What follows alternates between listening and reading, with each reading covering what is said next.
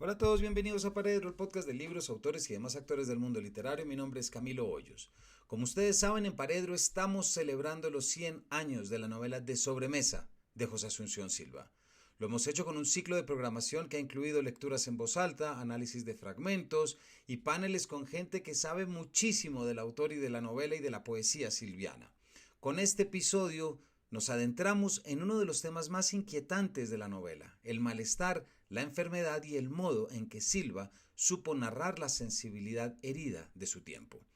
El pasado 22 de agosto estuvimos en la librería Matorral de la Macarena, aquí en Bogotá, con el escritor Daniel Ángel, autor de la novela Silva, publicada por Seix Barral, y estuvimos para conversar sobre De Sobremesa, sobre su protagonista Fernández y el modo en que el sufrimiento físico, emocional y existencial estructura la narración y revela un espíritu modernista profundamente lúcido. En esta charla hablamos sobre melancolía, del arte como refugio pero también como síntoma, de la sensibilidad como exceso, de la ironía punzante que recorre la obra y del modo en que Silva desarma, desde dentro, los mitos románticos y las imposturas bohemias. Nos detenemos también en las tensiones entre vida y literatura y para ver cómo De Sobremesa dialoga con una tradición mucho más amplia que va de Wilde a Baudelaire, de Rimbaud al psicoanálisis, y todo esto para construir una novela que, más que retratar un malestar individual, anticipa el desconcierto moderno. Un agradecimiento muy especial al Instituto Caro y Cuervo y a su sello editorial, que fue quien convocó a este evento también para celebrar lo que ha sido la edición de Sobremesa, que han publicado una edición muy linda que les recomiendo que vean, y por supuesto a la librería Matorral que nos acogió. Esta charla tuvo bajo nombre Lo que arde bajo la piel, la ciencia del malestar en De Sobremesa, con Daniel Ángel. Bienvenidos, y que viva Silva y que viva De Sobremesa. Bueno, pues buenas tardes, gracias por acompañarnos, a Daniel y a mí, ya cogí yo la palabra, Daniel,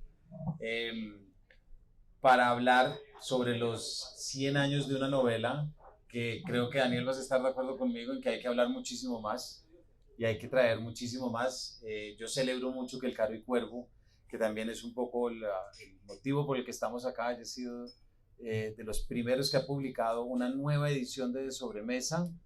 Para el año pasado creo que a estas alturas ya se habían publicado por ahí 16 versiones de La Vorágine. Más o menos. ¿Cierto? Y el Caro y Cuervo creo que ahí sí estuvo como muy lúcido y muy de avanzada para publicar además un libro que es muy bonito y en el que yo creo que es una novela inagotable, que todavía tenemos mucho de lo que hablar, y creo que eso es lo que vamos a estar haciendo hoy bajo el lema de lo que es la enfermedad y todo lo que supone, no solamente en Silva, sino por supuesto también en Fernández.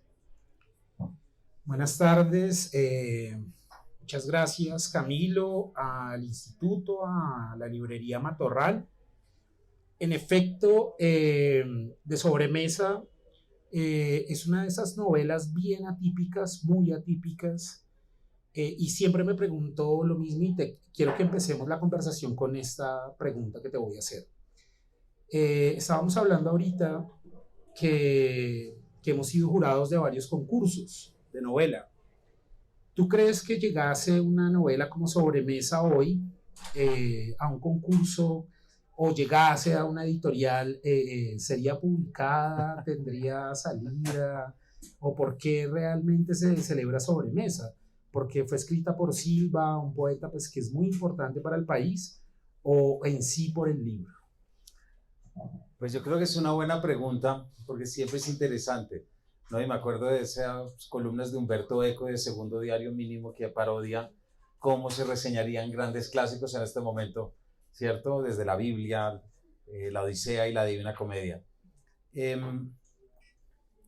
Yo creo que es una novela, y cojamos un poco el toro por los cachos, es una novela tan irónica en muchos de sus elementos, que yo creo que no se le daría mucho la bienvenida por hablar tanto de muchos perfiles, digámoslo, o de muchos lugares comunes, que de muchos aspectos, digamos, que subvierte. Fernández es un personaje en el que uno no sabe hasta qué punto tomárselo en serio, con un inmenso respeto y cariño, por supuesto, pero creo que es imposible pensar en Fernández sin estar pensando con esa conciencia crítica, irónica y paródica de Silva detrás, del Silva de Gotas Amargas, del Silva incluso de los dos médicos que vamos a hablar más adelante. Hay algo muy irónico y muy punzante en la novela, que está tan bien armado que mucha gente no se pilló que había un guiño para desmontar, ¿cierto? Y para desacralizar muchas cosas que estaban absolutamente sacralizadas. Eso por un tema, digámoslo, eso como por un lado, digamos, a nivel temático. A nivel de contenido, a nivel de forma, digámoslo, hay algo también muy interesante y es recordar la mezquindad con la que tantas veces se refirieron a la novela y la descalificaron tan rápidamente al decir que era una novela inacabada, que era una novela que se escribió de afán, que era una novela que no había que tomarse tan en serio. Cuando uno la lee en forma y en serio se da cuenta que está llena, hay simultaneidades, hay juegos estructurales. No es una novela puede que se haya escrito muy rápido, evidentemente, y tú nos puedes contar también porque tú te lo sabes muy bien desde el archivo. Puede que se haya escrito rápido, pero no de manera precipitada, ¿verdad? Entonces creo que la novela tiene un marco de desarrollo muy interesante, porque arranca con la conversación, con la antesala, pero sí tiene un comienzo muy fulgurante, me parece. Sí. Porque esa reseña de lo que es el libro de Generations de Max Nordau, lo que es la recreación de la vida de Marie Bashkirtsev, es como o te quedas o te vas. Y creo que ahí es donde mucha gente, digamos que efectivamente se queda o se va, y hay gente que puede aguantar un poquito la conversación previa, pero cuando llega el diario propiamente dicho, no, yo esto no me lo aguanto. ¿Por qué no nos cuentas tú, Miguel, desde lo que es tu novela y desde todo lo que es el archivo, por qué no hablamos un poquito de eso, el contexto en el que la novela se escribe, el contexto en el que, digamos, como que se puede publicar, y por ese gran misterio que ojalá podamos resolver algún día, que es el manuscrito, que es dónde está ese manuscrito? Bueno, esta novela tiene dos contextos, que son, bueno, tres contextos. El primero de ellos es la Francia y la Europa, porque Silva no únicamente estuvo en París, también estuvo en Bélgica, en Países Bajos, en 1885. Silva, un hombre perseguido por el infortunio, va en medio del Atlántico y se muere el tío, que además el tío es un gran personaje para la historia nacional. Fue el médico personal de Francisco de Paula Santander, quien era el que lo iba a mantener y a sostener durante el tiempo en que José Asunción estuviese en Europa, pero pues muere. Y Silva llega a París, y hay que entender que la Europa y París de finales del siglo XIX son territorios que están siendo sacudidos abruptamente por el capitalismo rampante. Digamos que es la burguesía que financia la revolución industrial un siglo atrás, es una burguesía que ha tomado el control absoluto sobre el Estado. Pierde mucho poder la Iglesia y empieza un tipo de liberalismo bien particular que tiende a lo que nosotros conocemos la república, pero no una república como la que entendemos hoy, sino una república como la entendieron los antiguos griegos, que es prácticamente la herencia que tenemos acá. En Bogotá, yo no sé si sabían, Bogotá fue la primera ciudad de Latinoamérica en donde hubo una biblioteca pública, por ejemplo, y las lecturas que hacían los independentistas realmente eran las lecturas de Suetonio, de Marco Aurelio, es decir, que en realidad en Bogotá, y uno puede verificarlo en las cartas de muchos de los independentistas, había un trabajo en realidad de reflexión a propósito de lo que era la república y el liberalismo. Entonces esa es, digamos, la herencia con la que viene José Asunción, con la que va José Asunción Silva a Europa, y en Europa entonces va a encontrar un fenómeno que es muy particular, y es el fenómeno del cruce entre el romanticismo europeo y el impresionismo europeo. Es decir, ese afán del capitalismo salvaje, de estar produciendo, de estar ofertando muchas cosas para que la gente demande, hace que el artista entre en una suerte yo lo diría como se pasma, ¿no? Y al estar pasmado, al mirar todo lo que está ocurriendo, la nueva velocidad que adquiere el mundo, pues entonces empieza a aferrarse al pasado. Y uno puede ver que en efecto, no solo la vida de José Asunción, sino la novela José Fernández, es un tipo aferrado a la reliquia.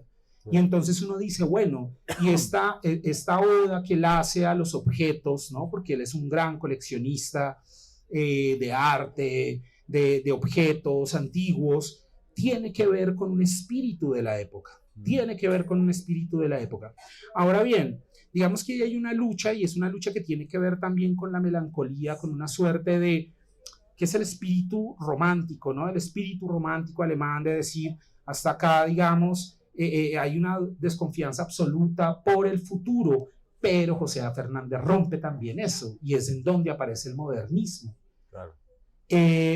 Ese es el primer contexto con el que se encuentra José Asunción a finales del siglo XIX en París y en Europa.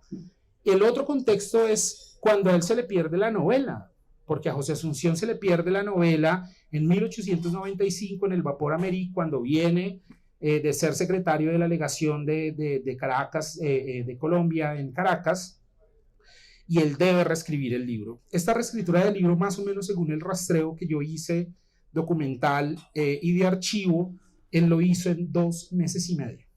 Reconstruyó la novela en 2 meses y medio, o sea, fue muy, muy poco tiempo. Se pierden los cuadernos negros, que pues, se iba a titular los cuentos negros, eso sí, él no lo logra reconstruir. Y esta novela, que tenía otro título, que se llama Amor, porque además esta novela es una novela sobre la obsesión que nace a partir de la obsesión de un crimen, que ya nos hablarás tú del contexto de ese libro, y de la enfermedad, ¿no? ¿De qué modo puede ser un poco asincrónica la pregunta que yo te hice ahorita? Porque de qué modo nosotros entendemos ese bipolarismo de José A. Fernández o esa ansiedad de él, porque es demasiado particular. Y el contexto en el que se encuentra José Asunción Silva al regresar y al reescribir la novela es el contexto de la República, que es una república que en los últimos 20 años ha sostenido 17 guerras civiles. Hay una cosa que yo he venido rastreando, y es, luego del naufragio del Vapor Amérique, José Asunción queda en Barranquilla, él se queda una semana. No hay registros en ningún lado de cómo regresa él. Hay una cosa que es bien particular, y es que la empresa fluvial del Magdalena ha sido muy juiciosa en llevar el registro de sus pasajeros desde más o menos inicios del 19. No hay registro de que José Asunción haya regresado, eso fue más o menos en junio, cuando él encalla ahí en Mallorquín. No hay registros de que él haya regresado por el Magdalena, y yo no creo tampoco después de un naufragio. Entonces se vino atravesando la ciudad, y además con otra cosa particular. Recibe una carta de Miguel Antonio Caro en donde lo están acusando de que él está conspirando con alguien como Lucas Caballero en contra del gobierno conservador. Entonces, ¿será que Silva se vino por tierra desde Barranquilla a Bogotá, atravesando un país que estaba en llamas? Es muy particular. Claro. Y llega cansado, además llega quebrado, porque él llega quebrado y hace un negocio de lo más torpe que pudo haber hecho José Asunción, y es afiliarse o asociarse con 9 tipos que eran pues unas Biblias pues para cobrar, para montar su fábrica de baldosines allá en Fontibón. Entonces, asediado por las deudas, afanado por reconstruir su obra, termina su novela, que la retitula como De sobremesa, La última noche, que es la noche de la última cena. Lee unos fragmentos a su primo Hernando Villar, que además Hernando Villar o Villa, además hay que recordar que él y el papá fueron de las primeras personas que falsificaron papel moneda en Colombia y estuvieron juzgados por eso. Entonces hay un montón de cosas impresionantes y una ciudad en la que apenas habían publicado el Nocturno 3 en el Cojo Ilustrado en Barranquilla, se estaban burlando de lo que estaba haciendo Silva. Y ese es el segundo contexto en el que Silva escribe de Sobremesa. Y el tercero, pues, es este en el que nosotros intentamos reconstruir. ¿Por qué se han reeditado 100, válganme la redundancia, ediciones de La Vorágine? Pues porque es una novela profundamente rural. La novela de Sobremesa es una novela cosmopolita, es el arquetipo, es la novela del artista, es la novela del Spleen de París. Yo creo que Baudelaire hubiera leído esa novela, le hubiera fascinado.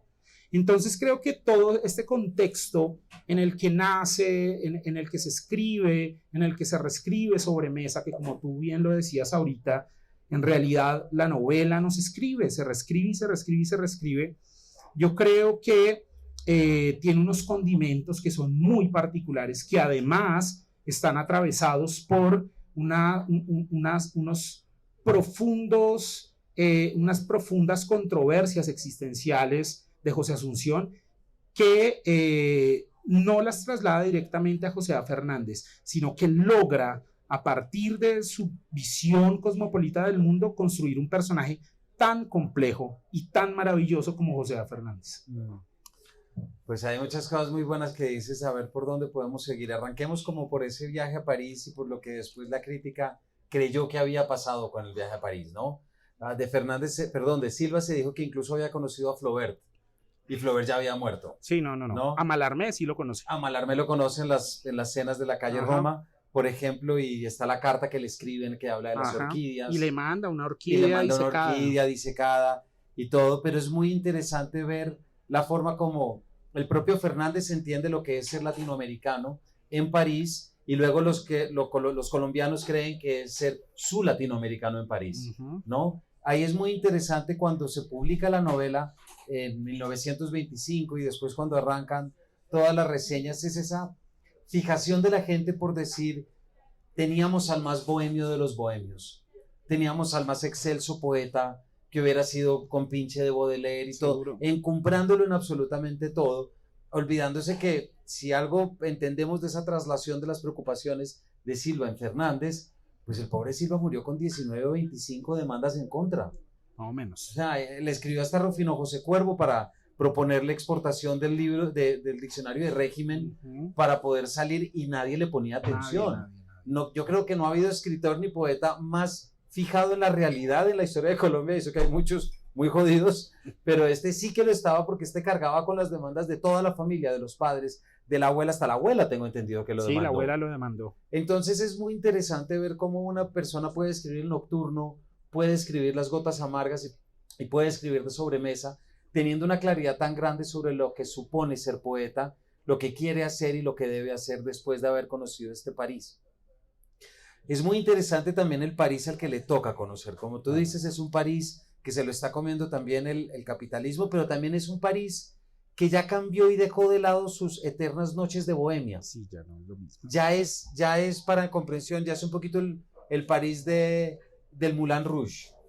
No es todavía el de Café de la Flor de Montparnasse, todavía falta mucho para que llegue todas las charlas de Sartre y las disputas de los surrealistas y dónde nos vamos, a cuál de los dos. A este todavía le toca como un París que es, como dice Fernández, la moderna Babilonia, que es el lugar del pecado, del lugar absolutamente lleno de sentidos, de sensorialidades, y quien está buscando esa cuna de la poesía y esa inmensa, digamos, pureza del espíritu, no la va a encontrar en París, porque ya pasó de moda, ya se está fijando en otras cosas, e incluso en literatura, pues es imposible no pensar en 1885, en un Solá, en un Naná, en todo el proyecto político de Solá, en los hermanos Goncourt, en la novela experimental, el realismo social, etcétera, etcétera. Pero ya no es, cosa que también pone a pensar en qué tan desdibujados siempre están los latinoamericanos frente al París que quieren conocer, porque esa es una historia en sí misma.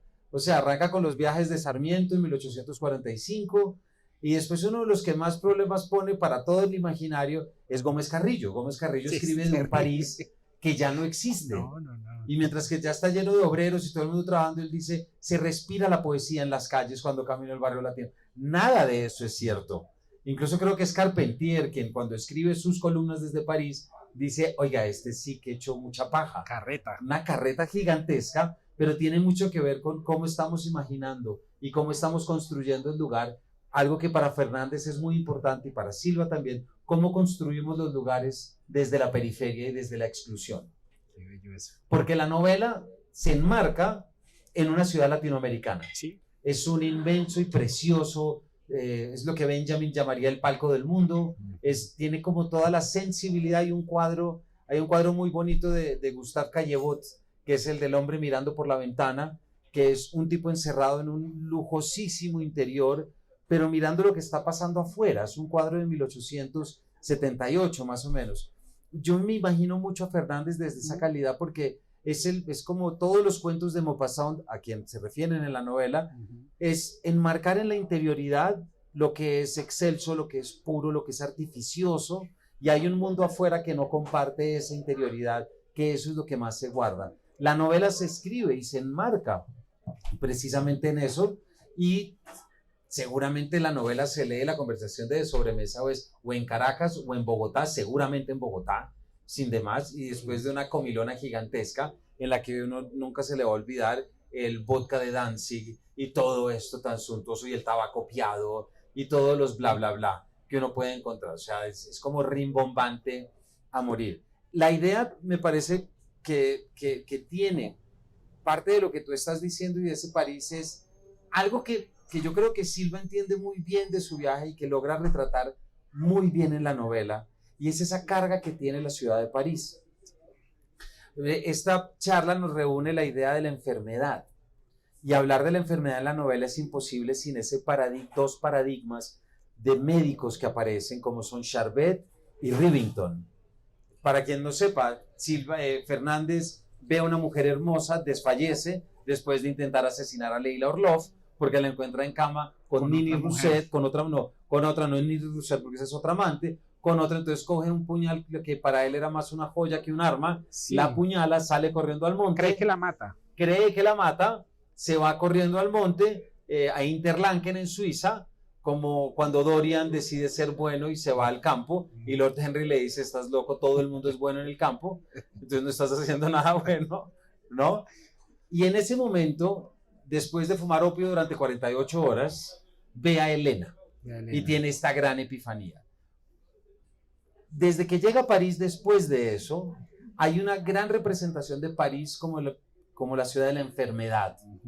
Londres es la ciudad del vapor, de lo tecnológico, sí, del progreso y de la tecnología, llamémosla, pero París es el lugar del alma enferma. Sí. Y cada uno de los doctores, Rivington, que es el inglés, y Charvet, que es el francés, representan muy bien cómo el cuerpo se debe tratar. Uno le dice, no, usted lo que tiene que hacer es meditar, olvídese de esa mujer, usted tiene que entrar en dieta, usted deje de comer esto, deje de comer la otro, mientras que el otro, el inglés, el del progreso y la velocidad, le dice, vaya, búsquela y cásese. No se quede con la fanfarronería del poeta, no se quede con la invención, sino que aterrícelo completamente. Las dos ciudades están en el diario, sí, tanto Londres como París, pero París es clarísimo. Hay una entrada el 26 de diciembre, si no estoy mal, que dice, desde que pisé esta ciudad me ha embargado una enfermedad indescriptible.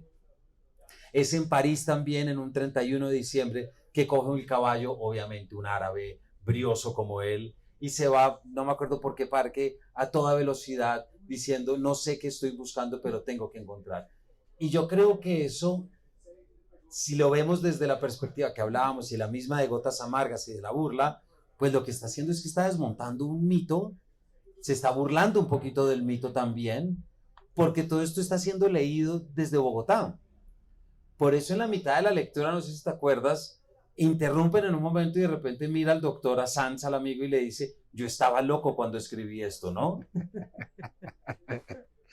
Es que es muy particular porque José A. Fernández es un tipo multimillonario que tiene todas las posibilidades del mundo de hacer lo que quiera. Un tipo que además, y parte de la enfermedad que me parece hermosísimo, que me gustaría que habláramos por ahí ahora, es que cuando descubre su enfermedad, que es una enfermedad como de la incapacidad de reconocerse a sí mismo o de que no sabe qué hacer, y aparecen entonces estos dos médicos, Chabert y Rivington, él deja de ser poeta. Y él deja de ser poeta por una decisión que a mí siempre es una pregunta que me ha rondado. Porque hay una suerte de insensibilidad y entonces viene todo el consumo de un montón de cosas, de alcoholes, del opio, porque él dice, si no hay dolor, ya con ese dolor de descubrir al ser amado, fenecido, ¿cómo voy a escribir? Yo ya no soy poeta, yo ya dejé de escribir. Y era además una persona millonaria que había tenido cierto éxito con lo primero que había escrito en su tierra, que si no estoy mal, un libro de poemas. Sí, dos libros de poemas que publicó y le había ido bien y había obtenido cierto reconocimiento. Pero entonces llegó un momento de su vida en esa psicosis tan bárbara, porque esa escena es espectacular. Llega y ver a la Orlov con otra mujer en la cama y él coge una daga que sí es más como una antigüedad, como algo decorativo, y él la apuñala y entonces él cree en medio de su psicosis que la asesina y sale corriendo y huye y siempre con esa angustia de la maté, y se encierra a consumir opio, y entonces él cuando reacciona pues ve la epifanía, ¿no? A la italiana que pues se convierte pues en el objeto de sus búsquedas y de sus pasiones. Pero entonces la poesía, esta enfermedad que es la que puede ser ahí, y les invito para que vayan a la colección de libros raros en la Biblioteca Luis Ángel Arango. Hay un libro hermosísimo, que se llama Anatomía de la Melancolía. Sí. Está en francés. Es un libro del siglo XIX, precisamente. De Burton, creo que es. ¿De quién? Creo que es de Burton, me parece. Seguramente, sí. No recuerdo el autor, pero entonces es un estudio clínico y médico sobre la melancolía, con todas sus dolencias, su sintomatología, sus tratamientos. Es una cosa espectacular porque es considerada en el 19 como una enfermedad del alma, ¿no? Claro. Y entonces José A. Fernández es un enfermo del alma, y como es un tipo que tiene tanto dinero, pues está buscando la cura, y como lo cuenta Camilo, una de las curas es esa búsqueda incansable e incesante, que es la burla también que él le hace como, bueno, ¿qué vamos a perseguir y para qué? Y como finaliza el libro, que yo creo que no vamos a contar para quienes no lo han leído, para que lo busquen, es una obra fantástica. Y la otra es, hay una cosa muy hermosa también, y es uno en dónde busca lo que busca, afuera o adentro. Claro. En dónde está la salvación, afuera o adentro. ¿A qué está arrojando el mundo, ese mundo que adquiere otras velocidades alucinantes? Nos está arrojando a buscar las soluciones de lo que somos afuera de nosotros mismos o adentro de nosotros mismos. Y la melancolía entonces es muy particular, porque en los estudios que hay de la melancolía del 19 son enfermedades que son inducidas por el contexto, pero que deben tratarse desde adentro. Y bueno, pues además no hemos hablado, por ejemplo, del psicoanálisis, ¿no? Claro. El psicoanálisis, por supuesto, no es tan furor en ese entonces, pero tiene unos primeros pinitos en ese entonces. Ahí hay un tema muy interesante y además es pensar este personaje Fernández a través de la escritura, y ahí hay un elemento muy, llamémoslo de psicoanálisis, pero casi que avant la lettre podríamos decir, que es esa plancha de anatomía moral que él hace después del intento de asesinato. Él dice, bueno, vamos a ver por qué intenté matarla si yo me declaro tan libertario. Que es de donde nace el diario, pues. Exactamente. Si yo soy tan libre y si yo he cantado los versos de Safo de Lesbos, ¿cómo me va a importar que Leila Orlov esté en la cama con otra? Y entonces él saca esta interesantísima división que es entre el yo sensual y el yo intelectual. Casi que se entiende por otras partes de esa descripción que el yo sensual es americano y el yo intelectual es europeo. Exacto, sí. Porque es Fernández y Andrade, Fernández apellido español, Andrade apellido colombiano. Entonces él dice, mi abuelo, un jayán llanero, tuvo 3 amantes hasta los 70 años y descabezaba a los indígenas paeses, mientras que los Fernández, una tía mía, murió a los 50 años sin haber conocido la carne en un monasterio en Burgos. No dice Burgos, pero algo así, ¿no?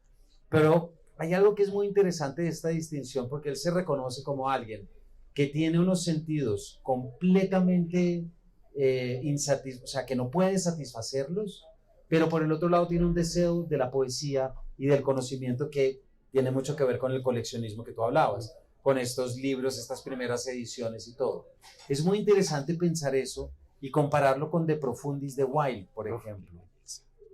Wilde, desde la prisión, después de que lo meten a la cárcel, le escribe la carta a Lord Alfred, y lo que más dice Wilde es: contigo lo único que me queda es que comí mucho, tomé mucho y gasté mucho. Y es como si hiciera esa misma diferenciación que hace Fernández para entender que una parte mía es absolutamente material, insustancial, que solamente quiere comer y solamente quiere satisfacer lo sensorial, que es gran parte de lo que es también Dorian Gray, pero luego hay otra que debió haber aspirado a mucho más. Y si queremos llevarlo más por otro nombre que tú ya mencionaste, pues ahí está de alguna forma el spleen y el ideal de Baudelaire, ¿no? Es cómo busco la perfección y la belleza, o me hundo en la melancolía y me hundo en el tedio de aquello de lo que no voy a ser capaz nunca de hacer. Y este es un personaje que no sabe muy bien a cuál de los dos pertenece, pero claro, lleno de plata, huérfano, sin responsabilidades, por supuesto sin hijos. Sí. Lo único que le importa es él mismo, y claro, y narrativamente hablando, eso le da una libertad gigante para entrar a criticar lo que quiera y para hacer absolutamente lo que quiera. Y por último, ya para pasártela, es muy interesante pensar en todo el discurso médico que está en la novela desde esa perspectiva de Gotas Amargas, que son los poemas que va a escribir después y que se reúnen y se publican en 1908. Es decir, se publican 15 años después de la muerte, 13 años después de la muerte. No se conocen en vida. No. A mí hace poco me contaban Felipe Martínez y una cantidad de gente que sabe mucho de estos temas, de cómo Silva era, y esto tú también lo debes saber, Silva era un imitador por excelencia, sí, y que se burlaba de toda la gente, y se burlaba de Pombo, y se burlaba de todos los poetas. Pues yo tenía algo que cargaba constantemente, era muy irónico, era muy sarcástico, y uno lee Gotas Amargas, y es cuando el médico va, el poeta va donde el médico y le dice: me siento mal, y le dice: pues bueno, tómese unas gotas y ya. Es como una vez me acuerdo de 2 amigos que tenía, uno lo había echado la novia, estaba vuelto nada, y llama al amigo: es que me siento muy mal, es que todo me suena a ella, es que la veo en todas partes y no sé qué hacer. Y el otro le dijo: pues aguántese.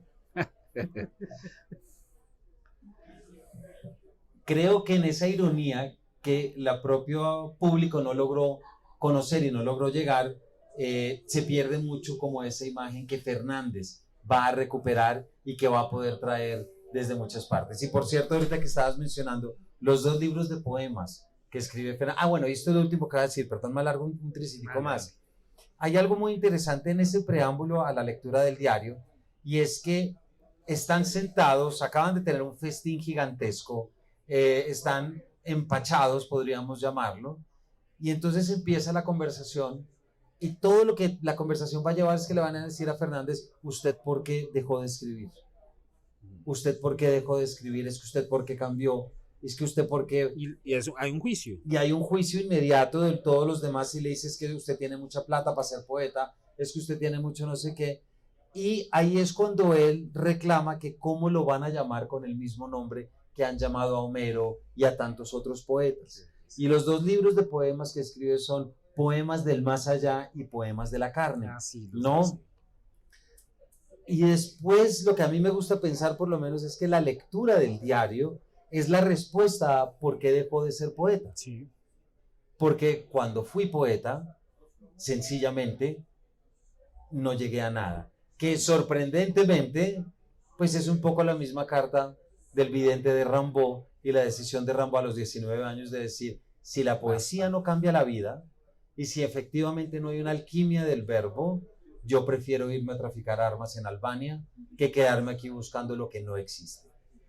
Ahí es muy bonito ese último momento en el que está ese Rimbaud en Marsella, ¿no? Le acaban de cortar la pierna por por la gangrena que le da y le dejan una cosa así chiquitica, está en el hospital y llega 1886, si no está mal, y llega el doctor con el diario publicado hace 2 días en París, en el que lo encumbran como uno de los grandes poetas malditos.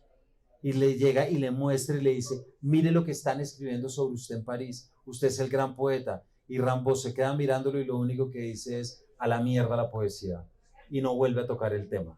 Sorprendentemente, casi que mágicamente, hay un juego entre si no crees y si la poesía no me va a dar eso, dejo la poesía.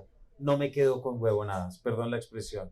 No me voy a quedar aquí con esta fantasía de que no, algún día me va a traer el ideal. No, no me lo va a traer. Punto. Sigo mi camino.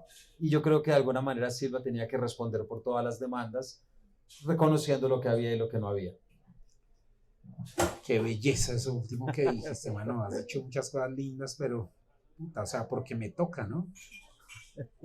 No. José A. Fernández vivió como un poeta, pero no escribía. Hay una búsqueda incansable por la emoción, por la sensibilidad, pero sin escribirla, ¿no? Y también está ese juego irónico con esos poetas. También es que Silva fue muy jodido, o sea, y a los hermanos Cuervo, a toda hora le sacaba la piedra al viejito Rafael Pombo. Es que era terrible José Asunción. Y para que miren más o menos, voy a leerles un poema de Silva que se llama, es muy reconocido, se llama El mal del siglo, para que miren cómo era, se burlaba de todo ese man. El paciente, ¿no? Es un paciente que llega donde el doctor y le dice, doctor, un desaliento de la vida que en lo íntimo de mí se arraiga y nace. El mal del siglo, el mismo mal de Werther, de Roya, de Guanfredo y de Leopardi. Un cansancio de todo, un absoluto desprecio por lo humano, un incesante renegar de lo vil de la existencia, digno de mi maestro Schopenhauer, un malestar profundo que se aumenta con todas las torturas del análisis. El médico, eso es cuestión de régimen, camine de mañanita, duerma largo, báñese, beba bien, coma bien, cuídese mucho, lo que usted tiene es hambre. Y miren esta referencia tan fantástica, que es la respuesta del doctor. Esto está en la entrada del, que hay unas largas, la escribe en Londres el 17 de noviembre. Está hablando con el doctor, con Rivington, y el doctor le dice,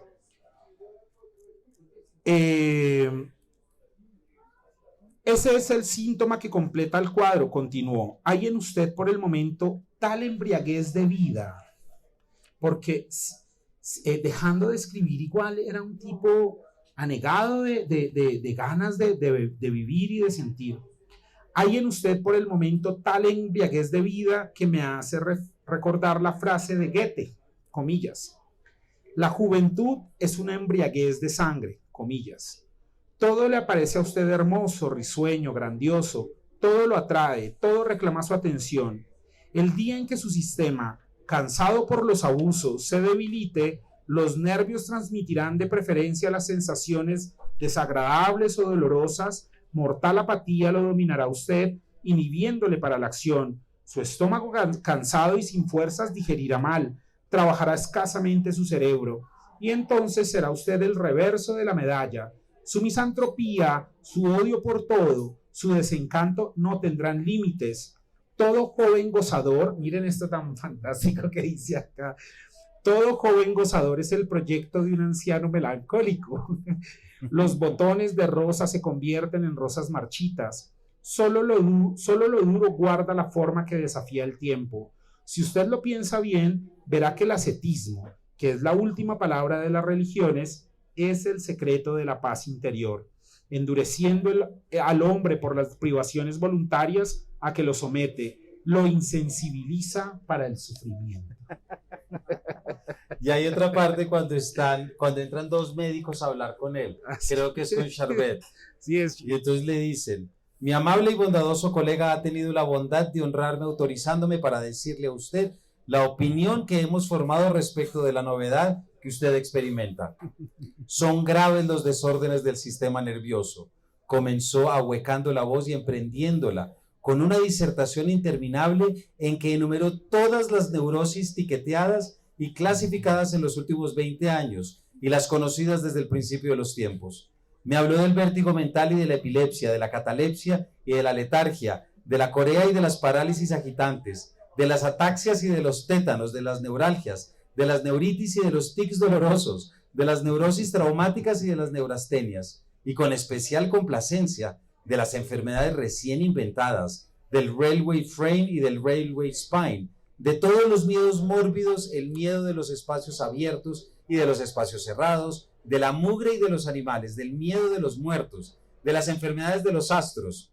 A todas aquellas miserias les daban nombres técnicos: quenofobia, claustrofobia, misofobia, zoofobia, necrofobia, pasofobia, astrofobia, que parecían llenarle la boca y dejársela sabiendo a miel al pronunciarlos. El otro individuo, el buchón de barbilla castaña, continuaba callado, sonriéndose, y tenía cara de divertirse hasta lo infinito con aquella charla exhibicionista de su querido colega.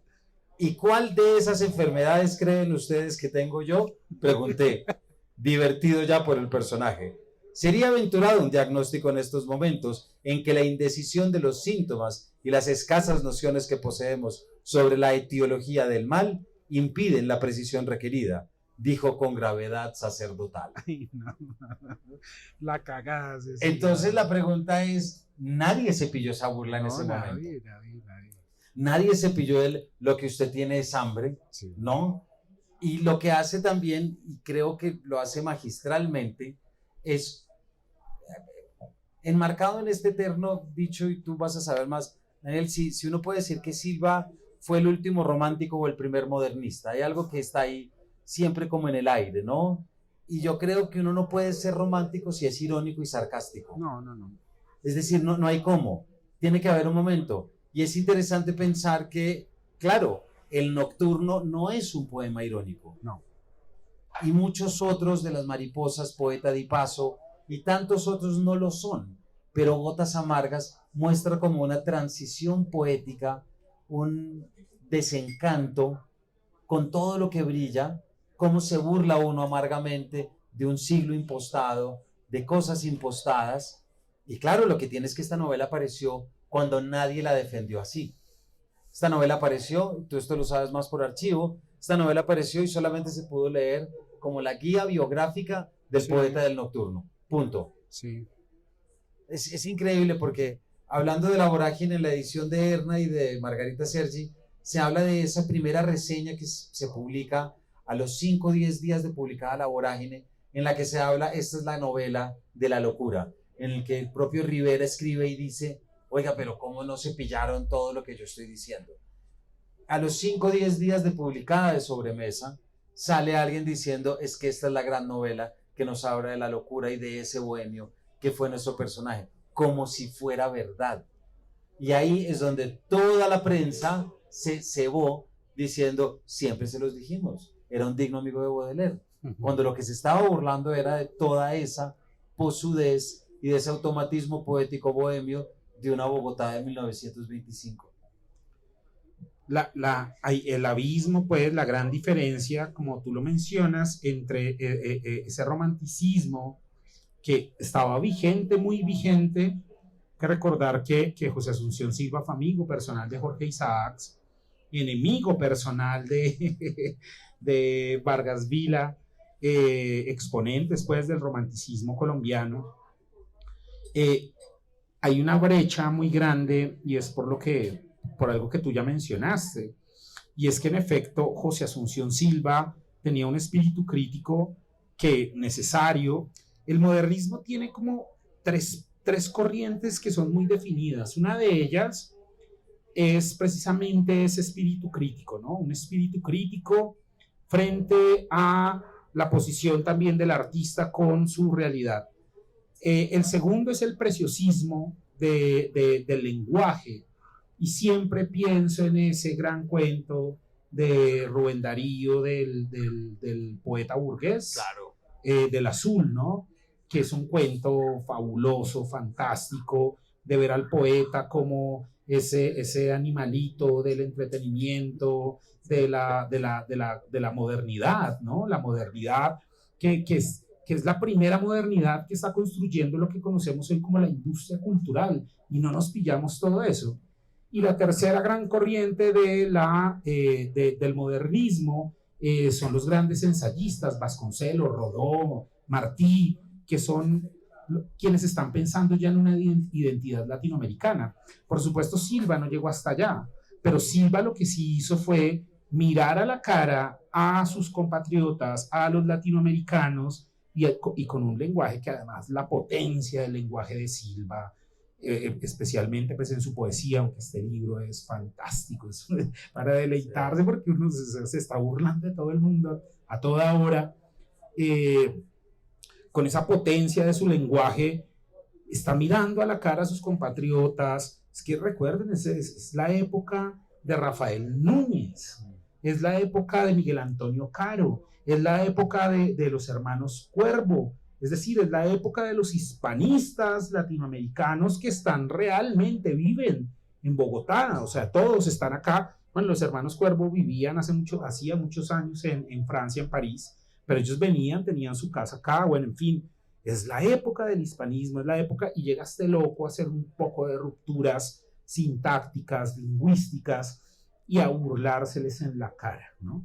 Porque Las Gotas Amargas fueron publicadas con seudónimos, pero eran puyazos muy bravos. Sí. O sea, eran puyazos que entendían muy poca, ellos los entendían. Entonces, digamos que la gran diferencia y la gran ruptura que hace Silva es que, en efecto, sí es demasiado crítico con su sociedad. ¿Y por qué no la querían? Silva no fue querido, no fue querido. No lo querían precisamente porque le decían José Presunción, ¿no? Porque pues era hiper presumido, el huevón era tan jodido que cuando se levantaba cascarrabias, cogía tinta de sus tinteros, se lo echaba en la nariz, entonces iba caminando por la calle y alguien le decía, hey, ¿tienes tinta? Ay, sí, qué pena, me voy a limpiar, para que nadie lo saludara, para poder volarse de la gente. Era terrible, es que era terrible, José Asunción. Entonces, y todo lo que escribe es que Las Gotas Amargas son fantásticas, tiene unas notas maravillosas sobre los gobiernos conservadores, sobre la hegemonía, es decir, un pensamiento tan amplio, los textos que tiene sobre Renan, sobre Goncourt, y escribiéndole, pues sí, había un montón de gente brillante, como les digo, Bogotá fue la primera ciudad en donde había biblioteca pública, una biblioteca pública repleta de latinistas, pero entonces él decía, ¿y para qué sirve todo esto? Que es lo mismo que se está preguntando acá, lo mismo que se pregunta José A. Fernández. Ahora bien, me imagino que quienes lo conocieron, para ellos fue muy fácil decir, claro, es que eso fue lo que hizo Silva en París, no hizo más sino meter vicio e intentar matar mujeres y enloquecerse por allá y llegar acá a estafar a todo el mundo, que era lo que decían, pues. Hay una cosa también muy interesante y es la cantidad de cosas tan, llamémoslas con esta palabra, tan pelles que hace Fernández a lo largo de la novela. Repelle. Hay un momento que conoce a una colombiana y se la lleva a una joyería y le dice, yo te voy a comprar el collar más caro. De ñerada, o sea, de mal gusto total. Sí, o cuando contrata a una prostituta y la abandona a su suerte. Y hay una parte que a mí me parece que es de las más, cuando él al final dice, estuve en una fiesta y me conquisté a las 3 mujeres más guapas de todas. A la alemana Elga, que decía que yo soy el Übermensch, yo soy el superhombre. Sí. Son las cosas que uno dice, ¿está hablando en serio? O sea, ¿cómo pueden ser tan...? Y de repente le bota a uno todas estas caracterizaciones y estos lugares comunes, cuenta que lo presentan en la fiesta como el riquísimo americano don José Fernández de Andrade. Y luego tiene unos momentos de apertura total, y hay uno en particular cuando dice, ¿y qué me importó a mí el éxito de la fiesta? Si sé que todos mis amigos europeos no dejan de verme como un rastacuore, que lo único que quiere es empinarse. Que eso es como cuando uno ve tantas fotos de amigos que están en tantas partes, en Estados Unidos, en Europa, y dice como, siempre vas a ser el latino. Y eso lo sabía Fernández. Decía, nunca voy a dejar de ser el latino. Y el que cree en rastacuore era un término que se hablaba sobre los traficantes de cueros y que tenía una acepción de nuevo riquismo.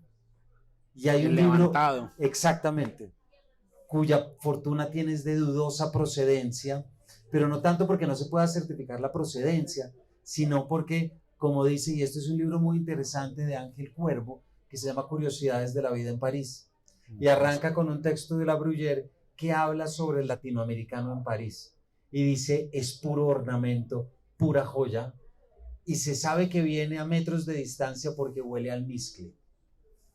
Es muy duro. Por lo tanto, y ahí se empieza a hablar del término rastacuore, cuando Silva utiliza el término y cuando a su vez Fernández utiliza el término, sabe perfectamente lo que significa ese término. No es un término levantado. Sabe que cuando él está usando eso, es como si estuviera utilizando, hablemos de una novela, cuando alguien dice, supongamos una novela en los 90s, alguien en España que dice, si yo nunca voy a dejar de ser un sudaca. O sea, sudaca es una palabra que uno sabe perfectamente la acepción, lo que conlleva. Rastacuore es el equivalente a eso. Y ahí está toda la ironía en lo que él sabe que nunca va a ser, pero aún así juega a hacerlo. Aún así lo intenta, pero sabe que no. Y hay algo que a mí me gusta mucho. Hay dos cartas muy bonitas. Primero la carta abierta a la amiga Portocarrero, pero luego hay otra carta que él le escribe a unos amigos en Medellín y les dice, si yo pudiera volarme alguna vez, yo no me iría a la poblada ciudad, sino que me iría a un rincón de la naturaleza a escuchar el tiple y el sonido de los ríos. Sí. Es como alguien que siempre lo quisieron encasillar en los grandes bulevares y en las grandes fiestas, y él lo que quería de pronto era como pasar bajito y tranquilo y estar en otro lugar. Creo que eso es una cosa muy bonita y que a 100 años de un centenario pues es como imágenes que uno puede recuperar. Llevamos ya un rato, no sé si alguien quiere preguntar algo o tú quieres, ¿no? Preguntas. O comentarios o lo que sea.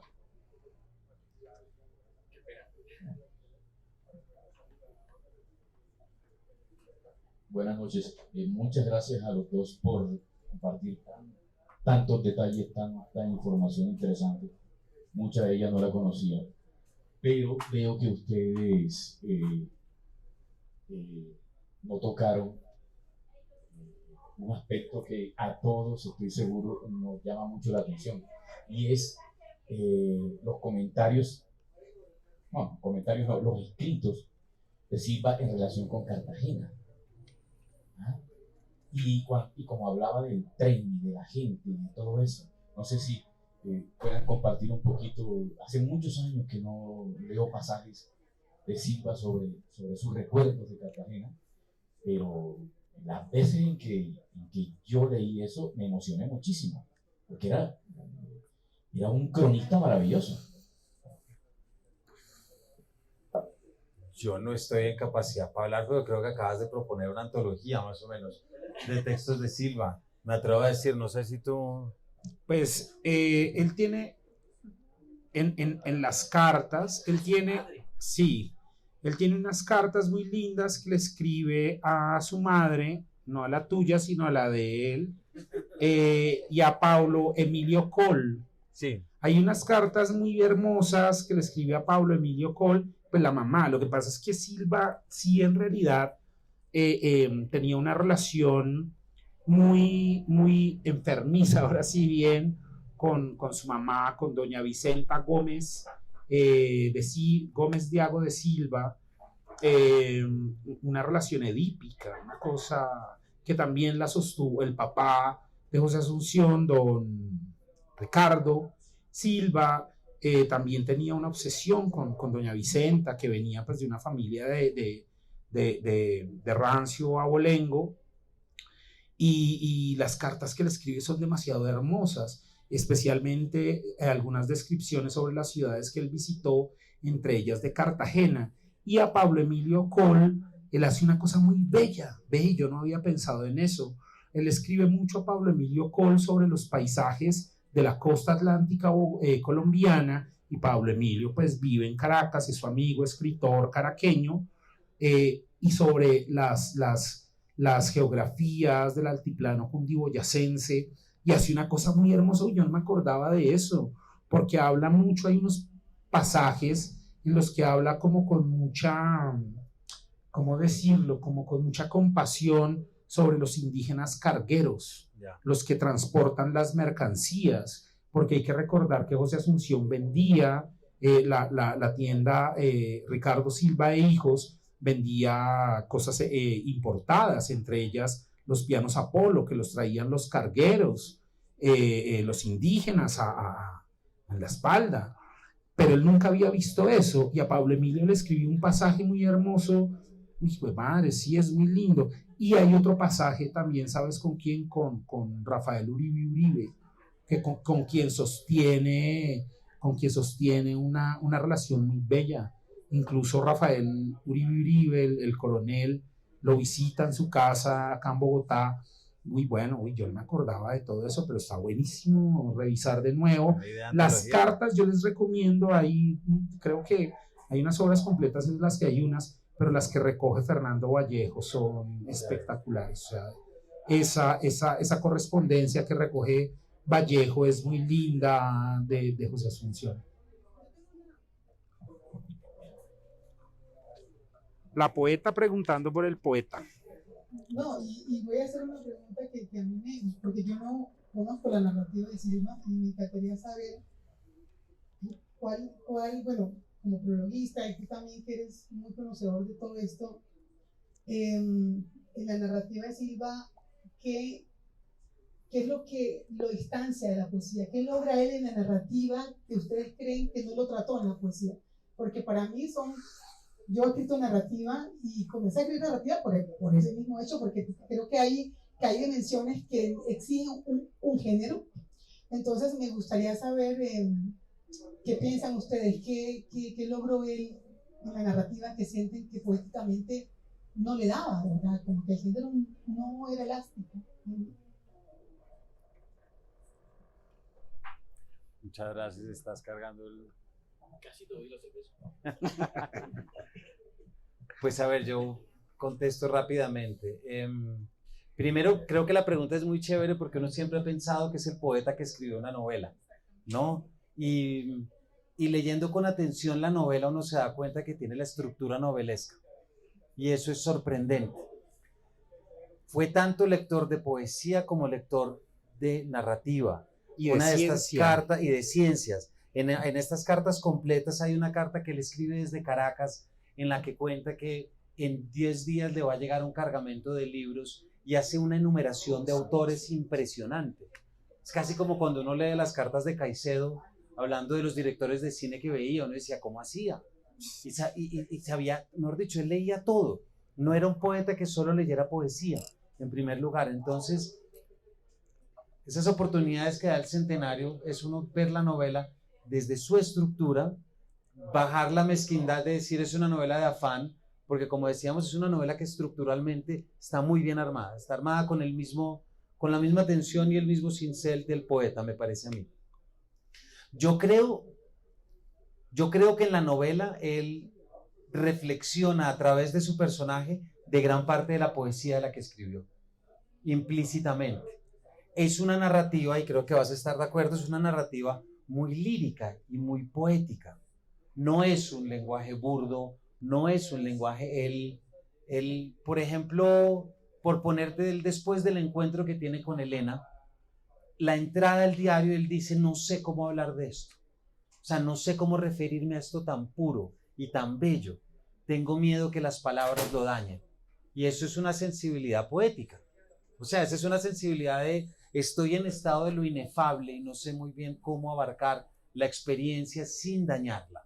Entonces esas sensibilidades me parece que lo que hacen es llevar, pero es interesante y yo por eso creo que tú lo traías, esos 2 títulos de poemas que él escribe, Poemas del Más Allá y Poemas de la Carne.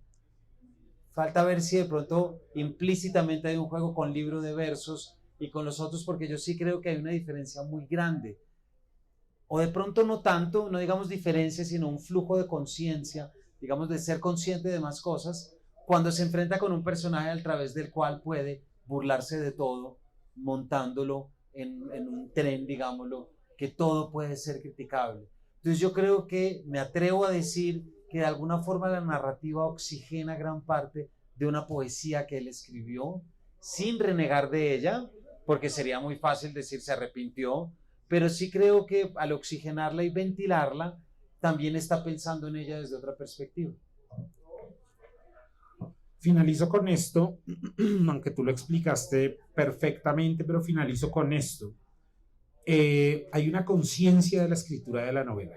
Mientras el poeta es ese ser sumergiéndose como en su emocionalidad y tal, en la novela él sí construye un demiurgo, un narrador, y entonces él como poeta se sale para mirar al artista a través de una pátina, que es la pátina de un contexto, de una serie de elementos que tiene pues el mundo, la realidad. Entonces hay una conciencia de la estructura, del ejercicio de la escritura de la novela. Y como lo decía Camilo, José Asunción Silva era un lector bárbaro, o sea, bárbaro es bárbaro, bárbaro.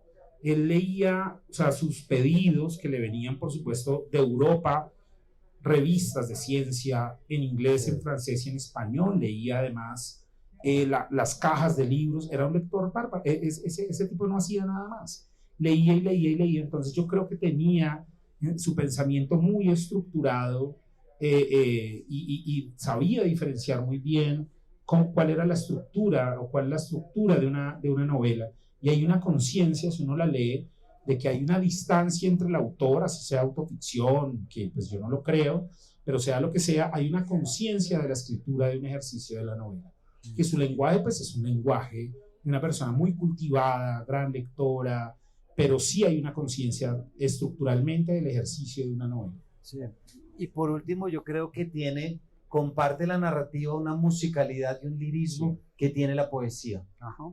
O sea, sí hay unas entradas, y claro, y es tener este equilibrio entre la fórmula poética hecha prosa, pero al mismo tiempo, por ponerte un ejemplo, cuando ve a Elena, el momento en el que él ve a Elena es cuando creo que su abuela está muriendo. Sí. Y ahí hay mejor dicho, es algo que estructuralmente logra armar perfecto.